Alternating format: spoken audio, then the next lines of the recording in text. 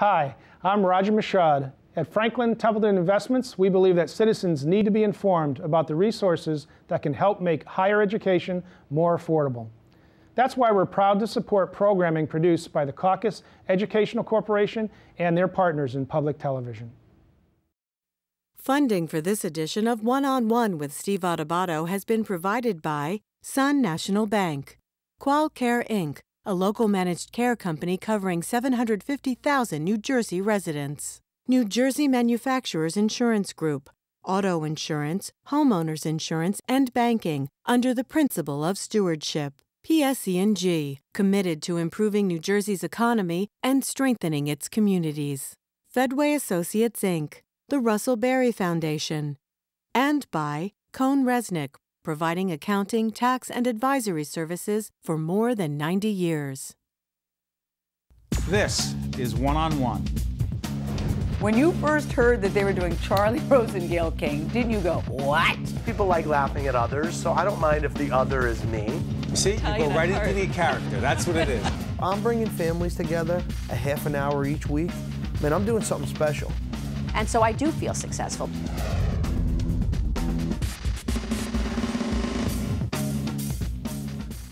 Welcome to One-on-One. I'm Steve Adubato. I want to introduce you for the first time to Dr. Ann Prisco. She is the president of Felician College. She's the first lay president in the 70-year history of Felician College. Our good friend, Sister Teresa Mary Martin, was with us many, many times. I want to welcome you to the show for the first time. How are you doing? Thank you, Steve. Doing well, doing well. A little exhausted this time of year. We get to celebrate all of our seniors, so every night of the week, you know, we've had a candlelight ceremony for our teacher education program. Last evening we celebrated all our graduating athletes who play an important role in our community. You know, the night before that it was our nurses, so every night there's going to be a different. Yes, we do. Yeah. Tell folks who do not know what Felician is, exactly what it is. Right, so Felician actually is, the name comes from a Polish group of sisters who started in the 1850s. Blessed Mary Angela was the foundress. She, while she followed St. Francis and St. Vincent, there was a statue of St. Felix in the town, and because they would gather women and children and pray by this statue, they became known as the Sisters of St. Felix, and then Felix kind of morphed into Felician when they got to the United States. Now, your background? I'm Brooklyn, first generation Italian American, first generation graduate from college, and Catholic. You know, grew up actually went to Our Lady of Miracles in Canarsie, Brooklyn, where there were Franciscan sisters. They were Felician, but they were Franciscan. Right. And I actually went to public high school and college, and my first job out of college was at Fordham. At Fordham. Yeah, and so, and my sons went to Jesuit high schools in Manhattan and Catholic high school. Yeah, I was just telling you, my son is at Fordham. He has the Jesuit experience now. And I was with the Irish Christian Brothers. Were you? Yes. At Essex Catholic and at Iona. There you go. In New Rochelle. Yeah, my husband had Christian Brothers in his high school in Queens. All these different Catholic. Yeah. Well, never mind. That's a different subject. That's a whole different subject, yes. Having spent 6 years with Jesuits out at LMU the last 6 years. Yeah. So here's the interesting thing. You come into Felician as the first lay president. What unique challenges does that present? The challenge it presents is that symbolically you're different. Even if the way you behave and your belief in the mission and your belief in the vision. So the typical question for a new president is, what's your vision or mission? And I said, I'm here to follow the vision and the mission as it exists. I didn't come here to change it. I believe Yeah, but you're not a nun. But I'm not a nun. And they won't give me a habit I've asked. I said, make my wardrobe much easier. But so what the challenge is that in your thoughts and in your words and in your behavior, you represent the mission and the values of the sisters without actually having And describe what you believe they are, because Felician is known for a whole range of things. And our good friend, the chairman of the board, Ray Bermucci, who's very connected to Felician, and we talk about this all the time. There is a value system at Felician. There is just the number of students who get financial aid, who those students are, and what commitment you have to helping many who would otherwise not go to college go to college. I mean, you have a commitment to them. Right. We have a commitment, and I love to use the term diversity of diversities, because we have a commitment to educate a whole range of students. They don't have to be Catholic. You know, they don't have to be. Many are not. And many, about half of our students are not Catholic, right? But something about the mission of the institution and the values is something they believe in, attracts them to us, and the quality of the programs, right? So that's what you would hope. I think it's more interesting when you're in a classroom with a diverse perspective. Everyone learns more when there's diverse perspectives. So what I love about the Felician mission is it's about trying to help everyone and bring out the best in them rather than setting some sort of minimum bar. One of your colleagues recently told me that through Obamacare, interestingly, some of the independent/private institutions like yours are now required to provide, explain that to folks, you're required to provide for your students health insurance. Or the way they flip it around, it's not so much we're required as much as our students have to have life insurance. So either they have to demonstrate that they're carried by their parents or their spouse or their employer. And say they can't afford it. What are you going to do? Exactly. So now they can't come, so now they're going to have two boundaries, right? Two borders have now been established for them. They're not going to be able to enroll with us because they can't afford to buy the health insurance. So they're not going to have health insurance, and they're not going to get to go to school. Right. So some institutions, Catholic institutions, are in fact going to try to help those students pay for it. That's another bottom line issue. Exactly. Right. Or we're looking to form a consortium to see if we could lower the rate for the individual small schools. But it's still the same issue. I mean, so if it was $300 and we're talking about raising it to $800, well, there literally will be students who that $500, it could make a difference between them going to school or not. And for you, because you're from Brooklyn, because you come from a family for whom you were the first to graduate, first generation, how important is it to you personally to see these young people, and not so young in some cases, have this opportunity? I mean, my whole career has been in higher ed, and it's been about access and opportunity. I started working in the financial aid office. I know. I went through college on financial aid, you know, and I came from a family where my father didn't speak English very well. He would ask me to fill the forms out, and he would sign them. Because he spoke Italian. Because he spoke Italian. So I know what it's like, and I always remind my faculty and our staff, you know, many of these people are very uncomfortable here. We're comfortable in college. I could have never gotten my parents to come to a parent orientation. Back then we didn't have them anyway, but we have to remind ourselves they're out of their comfort zone in every way. So our job is to make them feel welcome and make them feel comfortable. And finally, at Felician, you're in a capital campaign, you're raising money all the time. The future, and you're trying to raise the number of students from what to what? Right now we're about 2,000. I'd like to see us grow up to 3. Possible, but big recruiting campaign though, right? Yeah, and time. It'll take time to grow that. And also the types of students, right? So when you think about who goes to school now, half of our students are what we talk about as non-traditional. Right? They're over 24. Many of them have families. They come to school in the evenings. They take online courses. They're in graduate programs. We just started a doctorate in nursing. So it's about who goes to school now, and it really is about lifelong learning. Right? I got my Ph.D. after I had my children. Who would have ever imagined that was possible? Anyone who thinks there's a typical college student doesn't understand what college is today. Doctor, I want to thank you for joining us. Hopefully this will not be the last time you join us in one of our caucus educational programs. Dr. Ann Prisco, president of Felician College, the first lay president of the college in 70 years, and we thank you very much. Stay right there. This is One on One. I'm Steve Adubato. We'll be right back right after this. If you would like more information on this program, or if you'd like to express an opinion, email us at info@caucusnj.org. Visit us online at oneonone.org, or find us on Facebook at facebook.com/Steve Adubato, Ph.D. Paul Battaglia is a math teacher at Manasquan High School. How you doing? I'm well, thank you. This is part of our Classroom Close-Up series in cooperation with the NJEA. Now, we're about to see a piece of video from the Classroom Close-Up series on NJTV that you can see every week. This is called Squan-a-Thon. It's a dance marathon. Squan-a-Thon is Manasquan, right? Right, that's where we got it from. Raising money for pediatric cancer. Trying to raise awareness, trying to raise money, And young people down in Manasquan are involved. That's right. We have about 25–30% of our student body that take place. It started when? It started about 4 years ago. Raised about 200 grand so far? So far in 4 years, we've raised over $200,000. This current year, we just raised over $63,000. So here's the deal. We'll come back and talk to Paul in a second, but right now you're going to see classroom close-up, Squan-a-Thon. It's great stuff. Take a look.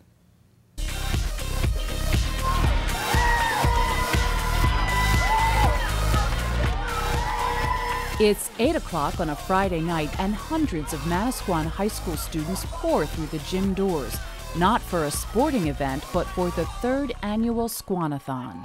The Squan-a-Thon is an amazing fundraiser where we raise money for local families who are affected by pediatric cancer.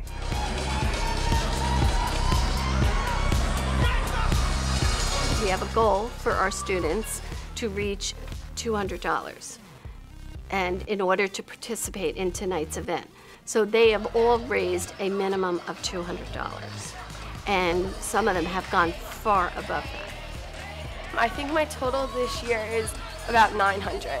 And in the past years, I've been a top fundraiser the past 3 years. I've raised about 1,000 or 900 each year.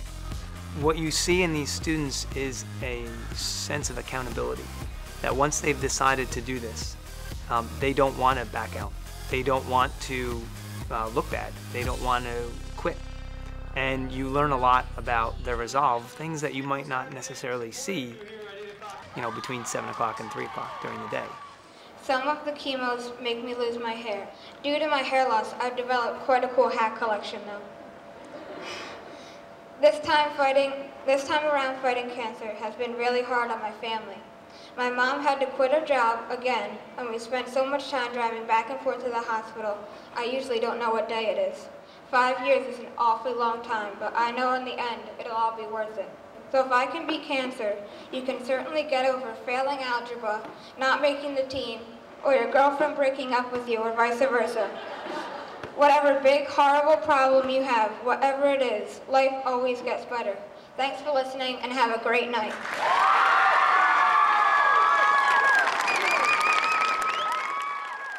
Some families were up all night with students, and teachers chaperoned in shifts. Finally, it was 8 a.m. Saturday morning, and time to thank everyone who made this event a success.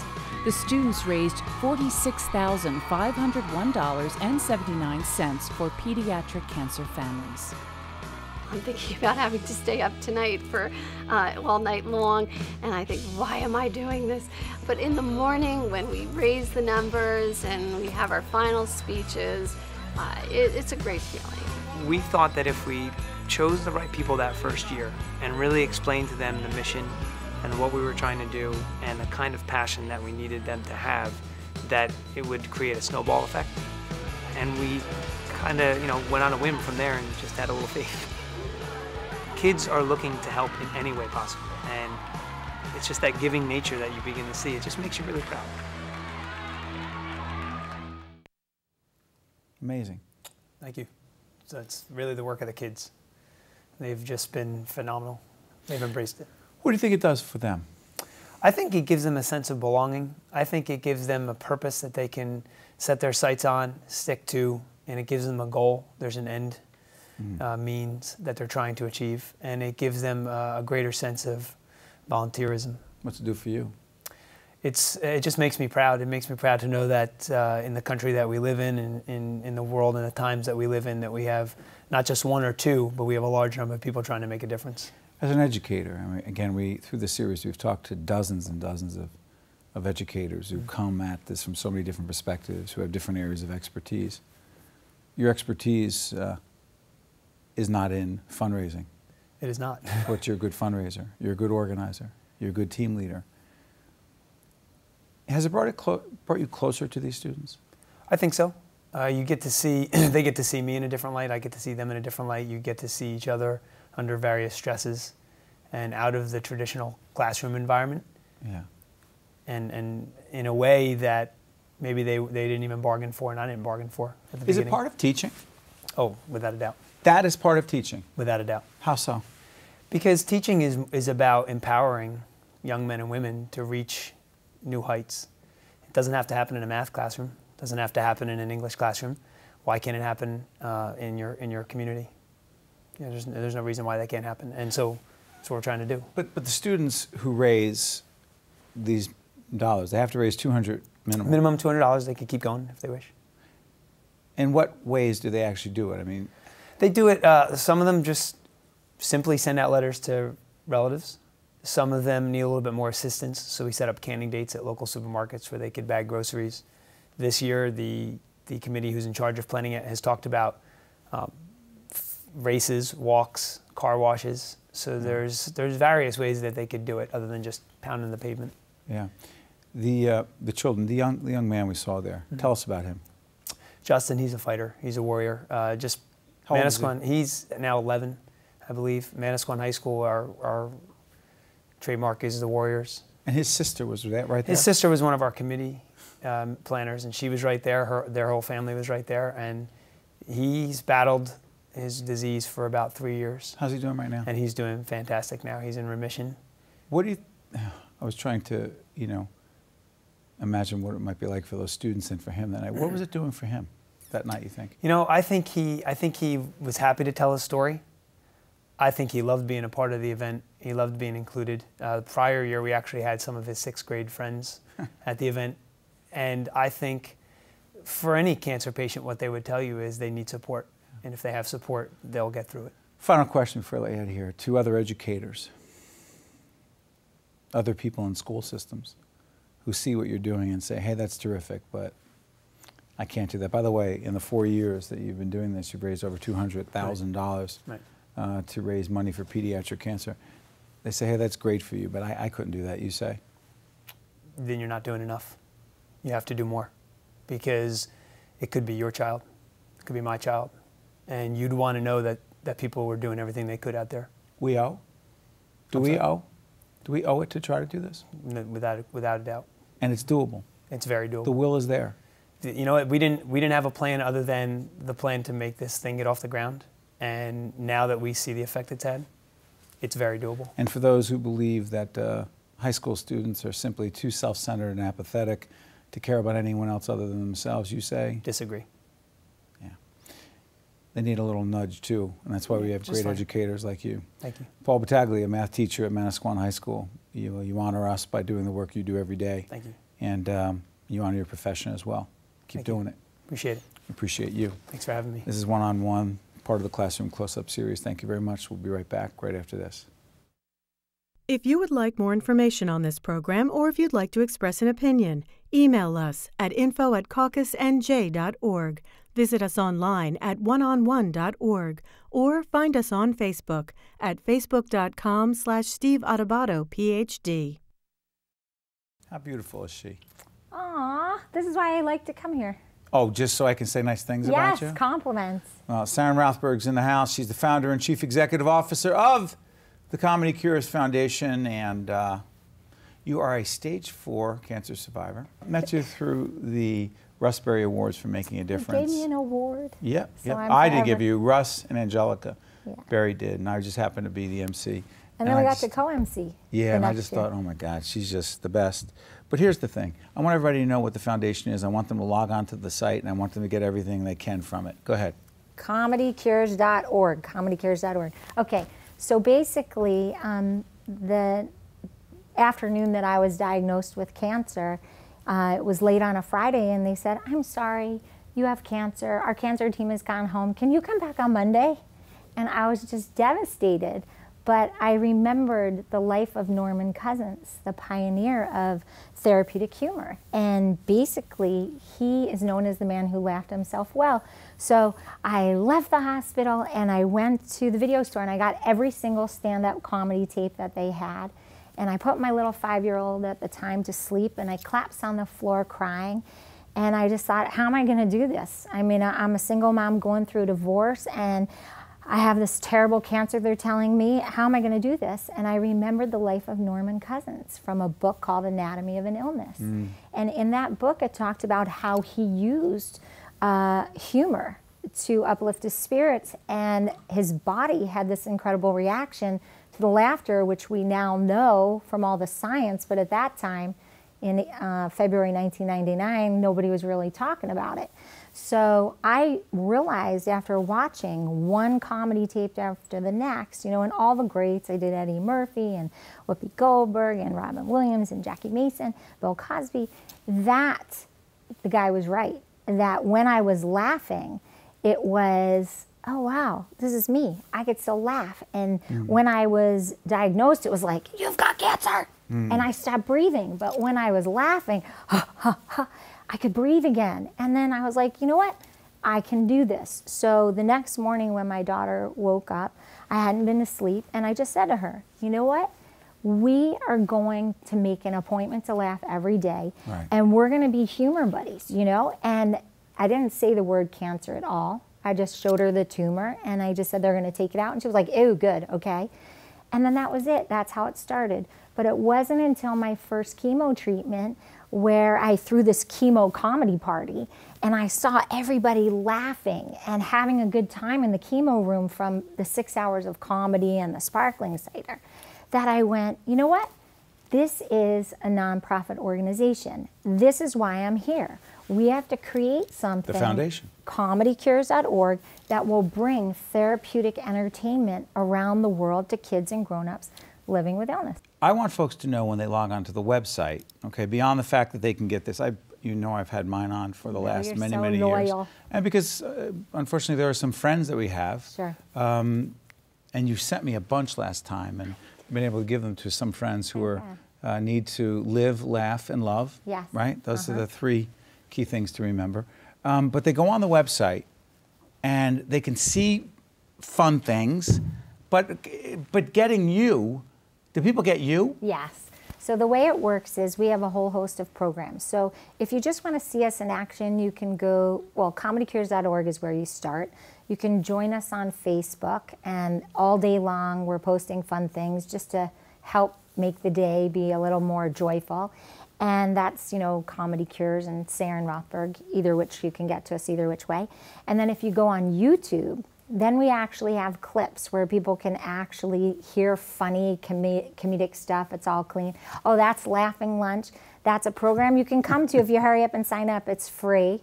Oh, that's at Ronald McDonald House. But the program that you showed before is Comedy Cures Laughing Lunch. And that's a free program. That is another one that we do in the city where you come for 90 minutes of clean comedy. We even feed you. It's glatt kosher, it's vegetarian options, so whatever your thing is, we take care of you. So you eat, and you can bring your caregivers if you're a patient, you can bring the patient if you're a caregiver, and we take care of everything. So it's where you can just come and have pure joy. We give away so many gifts, it's all free.